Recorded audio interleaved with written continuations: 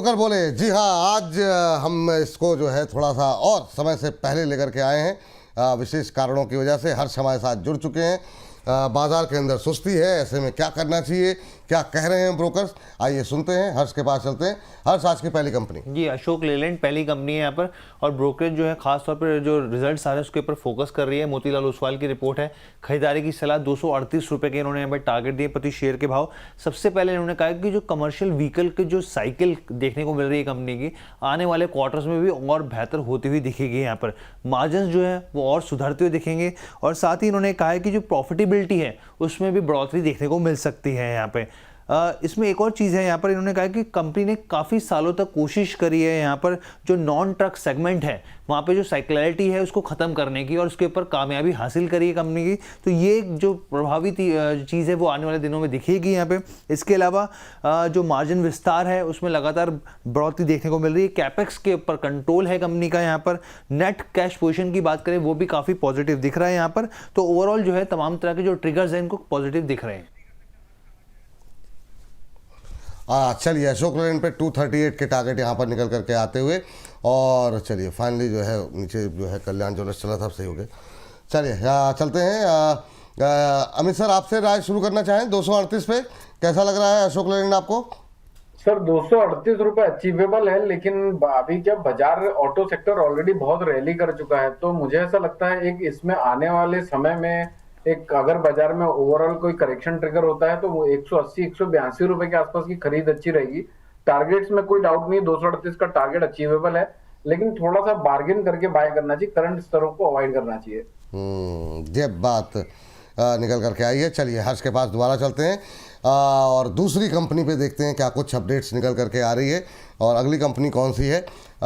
हर्ष, अगला सेक्टर, अगली कंपनी किस सेक्टर से? जी आई वेरेबल की बात करते हैं, लेंसकार्ट की बात कर लेते हैं। यहाँ पे जेफरीज की रिपोर्ट है। खरीदारी की सलाह 575 रुपये प्रति शेयर के भाव के लक्ष्य दिए हैं। अब इन्होंने कहा है कि जो इनको रिजल्ट्स दिखे हैं, ब्रोकरेज का कहना है कि हमें पसंद आए, शानदार नतीजे रहे हैं यहाँ पर। और उन्होंने कहा है कि ना सिर्फ भारत बल्कि अंतर्राष्ट्रीय अगर आप देखें यहाँ पे कंपनी की जो ग्रोथ रही है वो काफ़ी पॉजिटिव रही है यहाँ पे।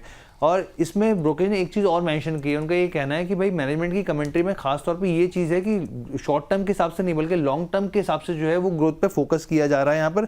उस पर क्लैरिटी काफ़ी हद तक है यहाँ पर।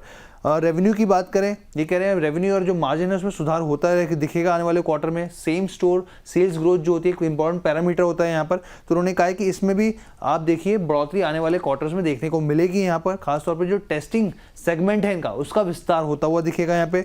एबिटा मार्जिन की बात करें तो उसमें भी सुधार आता हुआ दिखेगा यहाँ पर। और अगर क्वार्टर 4 की बात करें, उन्होंने कहा कि क्वार्टर 4 हमारे रडार पर रहेगा। ये देखना होगा कि अगर उसमें मोमेंटम जारी रहता है तो फिर आगे स्थिति और पॉजिटिव वाली रहेगी।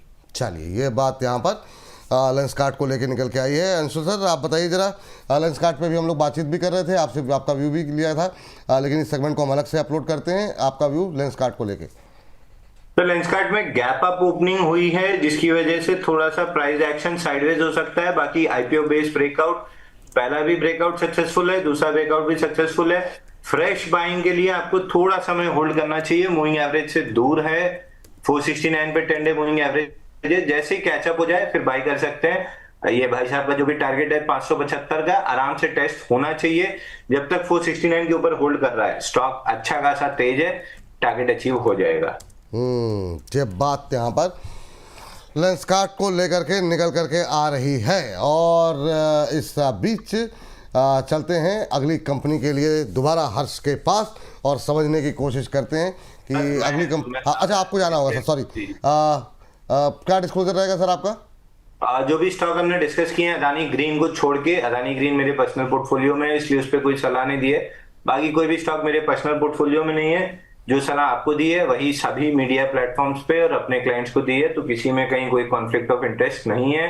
दूसरा, बैंक निफ्टी ऑलमोस्ट टारगेट आते आते पहला जो रेजिस्टेंस था रह गया है। मे बी आपका शो खत्म होते होते 60,876 आ जाएगा। उसके ब्रेकआउट पे और लॉन्ग ऐड करना है 61,475 तक का, 61,417 तक का टारगेट रहेगा। ठीक, बहुत बहुत शुक्रिया सर, बहुत बहुत धन्यवाद आज की इस चर्चा में जुड़ने के लिए, अपना महत्वपूर्ण समय देने के लिए।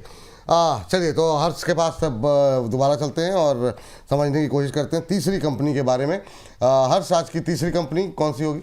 जी, तीसरी कंपनी वोडाफोन आइडिया की, और ऐसी रिपोर्ट है कि स्ट्रीट पे काफ़ी बस क्रिएट हो गया है यहाँ पर। आप ये देखिए जेपी मॉर्गन की रिपोर्ट, अंडरवेट की सलाह और 9 रुपये के इन्होंने टारगेट दे दिए, क्योंकि पिछले कुछ दिनों से जो टारगेट्स थे वो रिवाइज होकर कंपनी बढ़ा के ब्रोकरेज दे रही थी, लेकिन अब इन्होंने कहा कि भाई 9 रुपये के टारगेट्स दिए। क्यों दिए, इसके पीछे के कुछ लॉजिक्स इन्होंने दिए हैं। सबसे पहले इन्होंने कहा कि जो स्टॉक में हालिया की जो तेज़ी है उसको बढ़ा चढ़ाकर बताया जा रहा है, दिखाया जा रहा है। इसके अलावा इन्होंने कैपेक्स की बात करी, कैपेक्स साइकिल की बात करी, जो खर्च है कंपनी को करना है लेकिन फंडिंग नहीं है, बैंकिंग की फंडिंग नहीं है, तो इसके हिसाब से यहाँ पर जो है वो दबाव दिख सकता है यहाँ पे, क्योंकि इसका इंतजार किया जा रहा है कंपनी की तरफ से। इसके अलावा इन्होंने कहा कि जो Q1 में एफपीओ आई था यहाँ पे कंपनी का, उसके बाद से अभी तक अगर आप यहाँ पे देखें तो कोई जो पॉजिटिव है, नेट कैश पॉजिटिव की स्थिति जो है वो भी बनती हुई नहीं दिखी है यहाँ पे। जो यहाँ पर जो सब्सक्राइबर बेस है वो भी लगातार नेगेटिव बना हुआ है यहाँ पर। और इनका यहाँ पे ये भी कहना है कि 3 सालों में जो कैश एबिटा को 3 गुना करने की कंपनी लक्ष्य लेके चल रही है वो बहुत मुश्किल दिखता है, क्योंकि आप भारती से और जियो से कैसे मार्केट शेयर खींचेंगे यहाँ पर, ये अपने आप में एक संदेह वाला सवाल खड़ा कर देता है यहाँ पे। बिजनेस की बात करें, इन्होंने कहा कि बिजनेस की स्टेबिलिटी में अभी थोड़ा समय लगेगा, क्योंकि बहुत सारी चुनौतियां कंपनी को सामना करना पड़ेगा, जिसमें बैंक की फंडिंग हो गई, यहाँ पर सब्सक्राइबर एडिशन हो गए, पॉजिटिव लेकर आना अपने आप में बहुत बड़ी चुनौती है।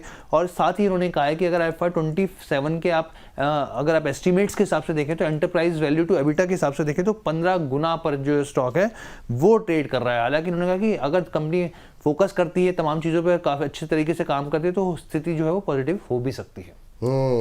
ये बात वोडाफोन को लेकर के निकल करके आई है। अंबाला मैम, वोडाफोन 9 रुपये तक के नीचे के टारगेट निकल के आ रहे हैं, जेपी मॉर्गन का मानना है ये। आप जेपी मॉर्गन से सहमत हैं या फिर असहमत हैं?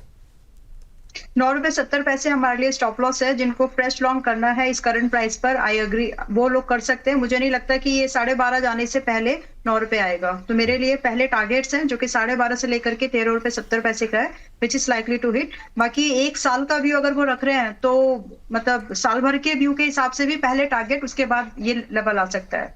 तो साल भर के व्यू से आई एग्री, लेकिन अगर स्विंग के हिसाब से देखना है तो पहले टारगेट्स मुझे दिखते हैं। ठीक, ये बात यहाँ पर जो है पहले टारगेट होंगे। असहमत है यहाँ से, ठीक है, रिपोर्ट्स आती रहती हैं। और बहुत सारी रिपोर्ट्स तो हमने देखी कि मतलब NHPC पे मतलब कम से कम साल भर में हम लोगों ने 4-5 रिपोर्ट 100 के ऊपर देख ली, पूरा साल निकल गया, आया नहीं भाव। तो चलिए खैर ठीक है, इसीलिए हम फाइनल अप्रूवल अपने एक्सपर्ट्स के लेते हैं और आखिरी शेयर के लिए चलते हैं हर्ष के पास। हर्ष, बताइए आज का आखिरी शेयर ब्रोकर बोली कौन होगा? जी, महिंद्रा एंड महिंद्रा की बात कर लेते हैं यहाँ पर। CLSC की रिपोर्ट है, खजारी की सलाह 4,702 रुपये प्रति शेयर के भाव के इन्होंने टारगेट दिए हैं। इन्होंने कहा यूटिलिटी व्हीकल की अगर आप बात करें तो कंपनी ने बहुत ही बेहतरीन प्रदर्शन करके दिखाया इस सेगमेंट में, और रेवेन्यू के तौर पर एक बड़ा लीडर बन के उभरा है यहाँ पर। आगे की अगर आप पाइपलाइन की बात करें, एक मजबूत पाइपलाइन दिख रही है यहाँ पर। एग्जीक्यूशन की जो क्षमता है कंपनी की वो लगातार बढ़ती हुई दिख रही है यहाँ पे। अगर FY26 से लेकर 28 की बात की जाए यहाँ पे, तो इस दौरान जो एबिटा है कैगर के हिसाब से यहाँ पे देखें तो 20% बढ़ने की उम्मीद है यहाँ पर। इसके अलावा अगर आप ट्रैक्टर सेगमेंट की बात करें तो कंपनी एक मजबूत स्ट्रॉन्ग होल्ड करती है यहाँ पे, और FY27 के हिसाब से देखें तो 7% की बढ़ोतरी यहाँ पर भी एक उम्मीद जताई जा रही है यहाँ पे।